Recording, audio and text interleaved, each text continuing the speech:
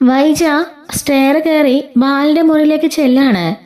ഈ സമയം ബാലൻ കമ്പ്യൂട്ടറിൽ വർക്ക് ചെയ്തുകൊണ്ടിരിക്കുകയാണ്.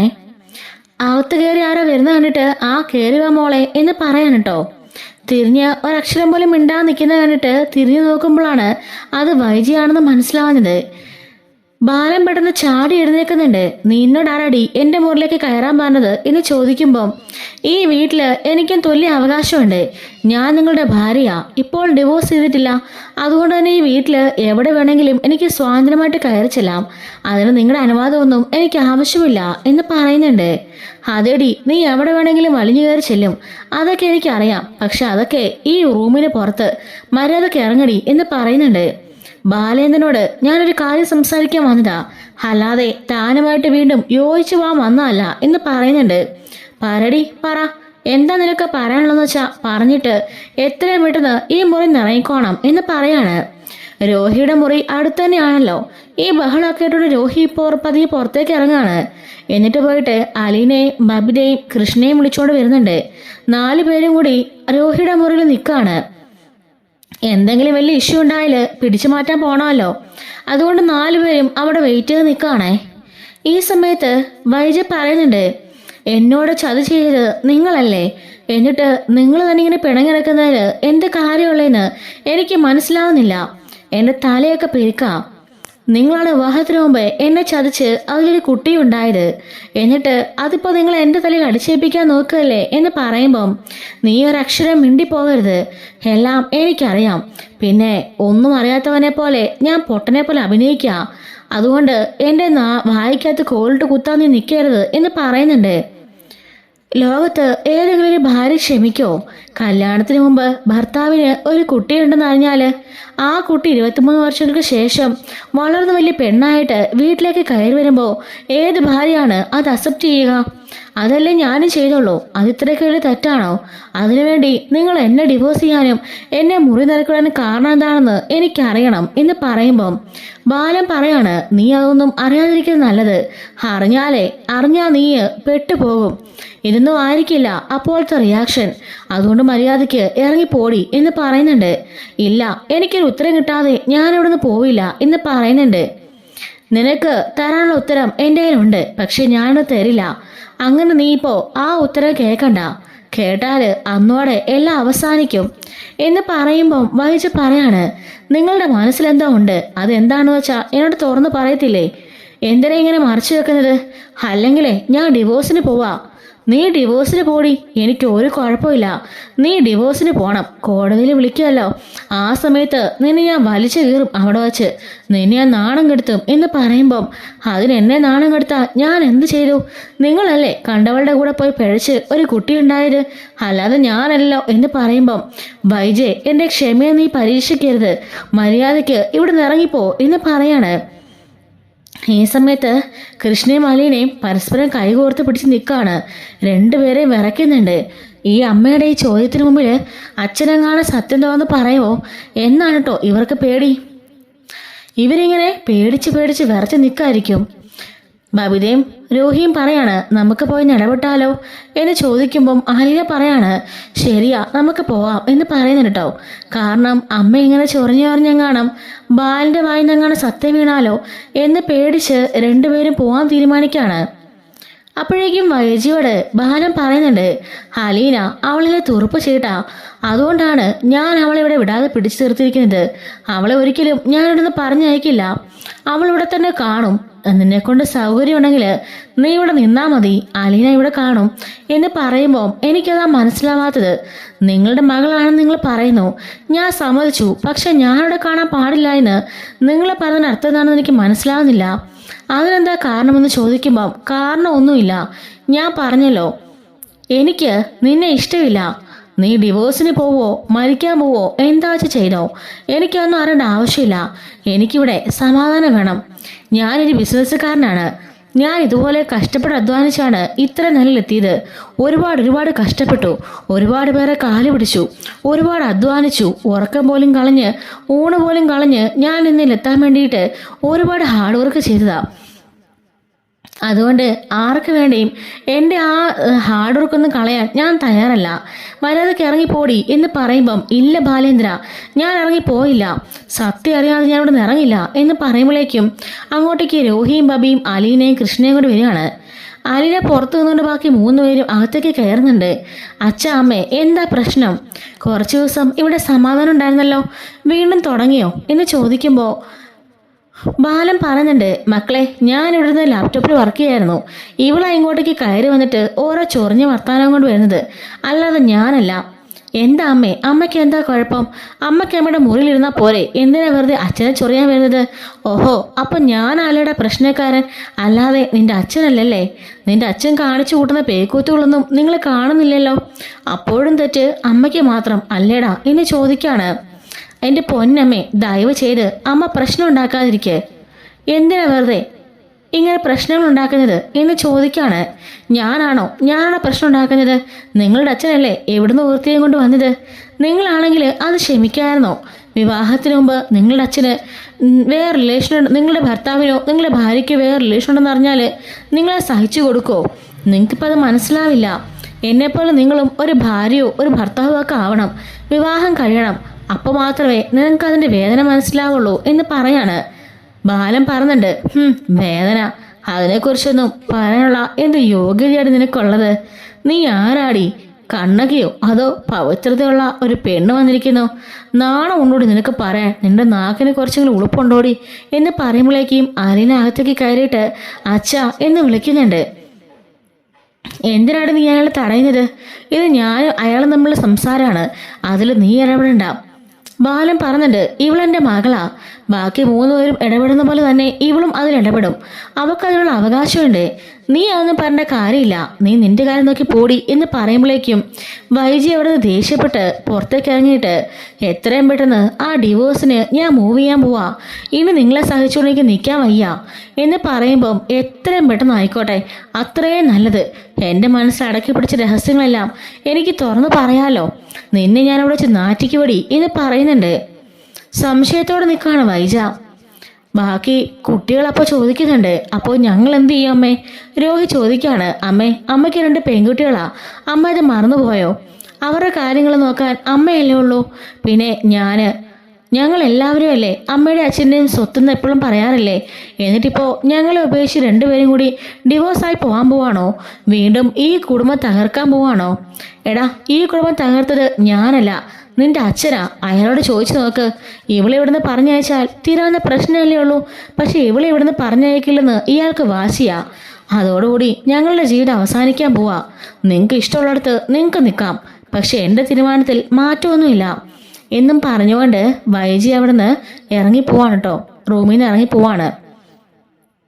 മുറിയിലേക്ക് പോയിട്ട് വാതിൽ വലിച്ചടയ്ക്കുന്നുണ്ട്. ഈ സമയം രോഹിയും ബബിയും കൃഷ്ണയൊക്കെ അവിടെ ഇരിക്കായിരിക്കും. അച്ഛൻ്റെ തീരുമാനം എന്താ അച്ഛാ എന്ന് ചോദിക്കുമ്പം, എന്ത് തീരുമാനം? നിങ്ങൾ പറ. അലീനെ ഇവിടുന്ന് ഞങ്ങൾ പറഞ്ഞു വിടണോ? ഏയ്, അത് വേണ്ടച്ചാ. എന്തൊക്കെ സംഭവിച്ചാലും ചേച്ചി ഇവിടെ തന്നെ കാണണം. ചേച്ചി ഇവിടുന്ന് പറഞ്ഞയക്കണ്ട. അലീന പറയാണ്, വേണ്ട, അത് വേണ്ട. നിങ്ങളുടെ അമ്മയ്ക്ക് ഞാനിവിടെ നിൽക്കുന്ന ഇഷ്ടമില്ലെങ്കിൽ ഞാൻ പോണം മക്കളെ, അതാ നല്ലത്. ഞാൻ വരുന്നതിന് മുമ്പ് നിങ്ങൾ അച്ഛനമ്മയും മക്കളൊക്കെ സന്തോഷമായിട്ടല്ലേ കഴിഞ്ഞുകൊണ്ടിരുന്നേ, അതുപോലെ കഴിയണം. ബബി ചോദിക്കാണ്, എന്ത് സന്തോഷം? രോഹിയുടെ മുറിയിൽ ഞാനൊരു മുറിയിൽ, അച്ഛൻ വന്നു പോയും ഒക്കെ നിൽക്കുന്നു. അതുപോലെ അമ്മയാണെങ്കിലോ അമ്മയുടെ ബിസി. ഞങ്ങൾ മക്കൾ എന്താ ചെയ്യുന്നേ? പഠിക്കുന്നുണ്ടോ? സ്കൂളിൽ പോകുന്നുണ്ടോ? ആഹാരം കഴിച്ചോ? ഒന്നും അന്വേഷിക്കില്ല. ഒരു ജോലിക്കാരുള്ളതുകൊണ്ട് നേരം ആഹാരം വസ്ത്രമൊക്കെ ഞങ്ങൾക്ക് കിട്ടായിരുന്നു, അല്ലാതെ ഞങ്ങൾക്ക് വേറെ ഒരു ബെനിഫിറ്റും ഇല്ലായിരുന്നു. ചേച്ചി വന്നേ പിന്നെയാ ഞങ്ങൾ 3 പേരും കൂടി പരസ്പരം സ്നേഹിക്കാൻ തുടങ്ങിയത്. സഹോദരങ്ങളെന്ന് വെച്ചാൽ എന്താണെന്ന് ഞങ്ങൾ പിന്നീട് പോലും ഇപ്പോഴാ. ചേച്ചി ഉടനെ പോയാൽ എല്ലാം താളം തെറ്റും എന്ന് പറയുമ്പം അതൊക്കെ നിങ്ങൾക്ക് തോന്നുന്നതാ. ഞാൻ എന്തായാലും ഇവിടുന്ന് പോകാൻ തീരുമാനിച്ചിരിക്കുക, പിന്നീട് ഒരിക്കലും ഞാൻ ഇങ്ങോട്ടേക്ക് വരില്ല എന്ന് പറയുമ്പം ബാലൻ ചോദിക്കാണ്, അത് നീ തന്നെ അങ്ങ് തീരുമാനിച്ചാൽ മതിയോ? നിന്റെ കെയർ ടേക്കർ ഞാനും മനുഷ്യകറുമാണ്. ഞാൻ നിന്റെ അച്ഛനാ, അപ്പോൾ എനിക്ക് നിന്നിൽ ഒരുപാട് അവകാശങ്ങളുണ്ട്. ഞാൻ ഒരിക്കലും നിന്നെ ഇവിടുന്ന് പറഞ്ഞയക്കില്ല. എൻ്റെ ഭാര്യ പോവാണെങ്കിൽ പോട്ടെ, അതിനുള്ള ഡോസും മരുന്നും ഞാൻ അവൾക്ക് കൊടുക്കുന്നുണ്ട്. പിന്നെ അവളുടെ ആങ്ങളമാരുണ്ടല്ലോ, അവരും പറഞ്ഞ് വിലക്കിക്കോളും. പക്ഷെ നീ ഇവിടുന്ന് പോകാൻ പാടില്ല എന്ന് പറയുമ്പം, അല്ല അല്ലച്ചാ, ഞാൻ പോണം, അത് അത്യാവശ്യമാണ്. ഇനി ഇങ്ങനെ കടിച്ചു തൂങ്ങി കിടക്കാൻ പാടില്ല. നിങ്ങളുടെ ജീവിതത്തിനൊക്കെ ആയിരിക്കും അത് വലിയ വെല്ലുവിളി എന്ന് പറയുന്നുണ്ട്. അങ്ങനെ പറഞ്ഞുകൊണ്ട് അലീന കരഞ്ഞുകൊണ്ട് അവിടുന്ന് ഇറങ്ങി പോവാണ്. ഈ സമയം കൃഷ്ണയോടും ബബിതയോടും രോഹിയോടും ബാലൻ ചോദിക്കാണ്, നിങ്ങൾക്ക് 3 പേർക്കും ഇപ്പം എല്ലാ കാര്യങ്ങളും അറിയാലോ, നിങ്ങൾ പറ, ഞാൻ എന്ത് ചെയ്യണം? അലീനെ ഞാൻ പുറത്താക്കണോ അതോ അമ്മ തന്ന ഡിവോഴ്സ് പേപ്പറിൽ ഞാൻ ഒപ്പിടണോ? നിങ്ങൾക്ക് വിട്ടിരിക്കുകയാണ് തീരുമാനം. നിങ്ങൾ ആലോചിച്ച് പറക്കി ഒരു തീരുമാനം പറ എന്ന് പറയുമ്പോൾ അപ്പോഴേക്ക് രോഹി പറയുന്നുണ്ട്, അച്ഛാ, ഞാനൊരു കാര്യം പറയട്ടെ. അല്ല ചേച്ചി ഇവിടുന്ന് എങ്ങോട്ടും പോകണ്ട. അല്ല ചേച്ചി ഞങ്ങളെപ്പോലെ തന്നെ അച്ഛൻ്റെ മോളല്ലേ, ഞങ്ങളുടെ കൂടപ്പിറപ്പല്ലേ. അപ്പം പിന്നെ ഇവിടുന്ന് എങ്ങോട്ട് പോകാനാ? ഇതല്ലേ ചേച്ചിയുടെ വീട്. അത് മാത്രമല്ല, അങ്ങനെ വിടാതിരിക്കുമ്പോൾ അമ്മ ഡിവോഴ്സിൻ്റെ മൂവിയാണെങ്കിൽ നമുക്ക് അങ്കിളുമാരെ വിളിച്ചു ചേർത്താം, പ്രശ്നങ്ങളൊക്കെ പറഞ്ഞ് തീരുമാനം ഉണ്ടാക്കാം. അതുപോലെ തന്നെ അച്ഛനമ്മയോട് കൂടുതൽ കെയർ കാണിക്കണം. കാരണം തെറ്റ് സംഭവിച്ചത് അച്ഛൻ്റെ ഭാഗത്തുനിന്നല്ലേ, അച്ഛനല്ലേ തെറ്റ് ചെയ്തത്. അപ്പോൾ ക്ഷമിക്കേണ്ടത് അച്ഛനല്ലേ. കുറച്ചൊക്കെ വിട്ടുവീഴ്ച അച്ഛൻ്റെ ഭാഗത്തുനിന്നും ആകാമല്ലോ എന്ന് പറയുമ്പം ബാലൻ ചെറിയൊരു പുഞ്ചിരി മാത്രമേ ഉള്ളൂ കേട്ടോ മറുപടി. കൃഷ്ണയ്ക്ക് കാര്യങ്ങളെല്ലാം അറിയാമല്ലോ, അവളതുകൊണ്ടൊന്നും മിണ്ടുന്നില്ല. ബബി പറയാണ്, രോഹിയേട്ടൻ പറഞ്ഞതിലും കാര്യമുണ്ട് അച്ഛാ. തെറ്റ് സംഭവിച്ചത് അച്ഛൻ്റെ ഭാഗത്തുനിന്നാകുമ്പം അച്ഛനൊന്ന് താഴ്ന്നു കൊടുക്കുന്നതല്ലേ നല്ലത്. എൻ്റെ പൊന്നു ബബി, കഴിഞ്ഞ 23 വർഷം കൊണ്ട് ഞാൻ താഴ്ന്നു കൊടുക്കുന്നതുകൊണ്ടാണ് അവളുടെ തലയിൽ കയറുന്ന മുള കരയ്ക്കുന്നത്. ഇനിയും അതിന് ഞാൻ നിന്നു കൊടുക്കണോ? നിന്നു കൊടുത്താൽ വൈജ ഇതിലപ്പുറം വഷളാവും. അച്ഛാ, നമ്മളുടെ കുടുംബം ഇതുപോലെ സന്തോഷമായിട്ട് പോകണ്ടേ അച്ഛാ? എല്ലാവരും ഒരുമിച്ച് സന്തോഷമായിട്ട് പോകണമെങ്കിൽ നമ്മൾ ഇച്ചിരി സാക്രിഫൈസ് ചെയ്യാൻ നല്ലതെങ്കിൽ അതല്ലേ നമ്മൾ ചെയ്യേണ്ടത് എന്ന് ചോദിക്കുകയാണ്. അല്ല, കൃഷ്ണമ്മളുടെ അഭിപ്രായം എന്താണെന്ന് ചോദിക്കുമ്പോൾ അത് പിന്നെ അച്ഛാ, എനിക്കങ്ങനെ പ്രത്യേകിച്ച് അഭിപ്രായമൊന്നുമില്ല. ഇവർ പറഞ്ഞതിനോട് ഞാൻ യോജിക്കുന്നുണ്ട് എന്നും പറഞ്ഞ് തലയും കൊണ്ട് ശരിക്കാണ്.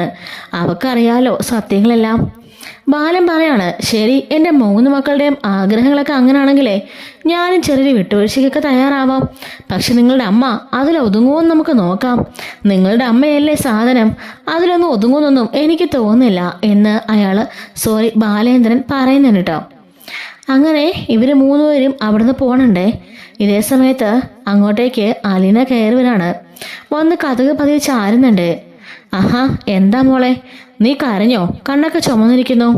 കരഞ്ഞച്ചാ, ഒരുപാട് കരഞ്ഞു. മനസ്സിൽ ഒരുപാട് വിഷമമുണ്ടായിരുന്നു, അതെല്ലാം കരഞ്ഞു തീർത്തു. അച്ഛനോട് ഞാനൊരു കാര്യം ചോദിക്കട്ടെ, അച്ഛനെന്നെ ശരിക്കും ഇഷ്ടമാണോ? എന്താ മോളെ നീ അങ്ങനെ ചോദിച്ചത്? എൻ്റെ കൃഷ്ണയും ബബിതം പോലെ തന്നെ എനിക്കിതിനെ വലിയ ഇഷ്ടമാണ്. ആദ്യമാണെങ്കിൽ പോലും നിന്നൊരു വേലക്കാരിയെ പോലെയല്ല, ഒരു മോളുടെ സ്ഥാനത്താണ് ഞാൻ കണ്ടത്. ഇപ്പോഴും അതങ്ങനെ തന്നെയാ.